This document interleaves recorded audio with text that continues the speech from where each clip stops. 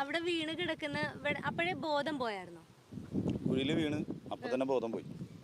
പിന്നെ നമുക്ക് ഓർമ്മ വരുന്നത് ഒരു അരമണിക്കൂറൊക്കെ കഴിഞ്ഞിട്ടാണ് അല്ലേ അതിന്റെ ശബ്ദം അപ്പൊ നമ്മ ടൂർ പോയതൊക്കെ മറന്നുപോയി. എല്ലാം മറന്നുപോയി. രാവിലെ വീട്ടിൽ നിന്ന് എഴുന്നേക്കുന്നത് അതുപോലെ എഴുന്നേറ്റപ്പോ ശരീരം മൊത്തം വേദന, പെയിൻ,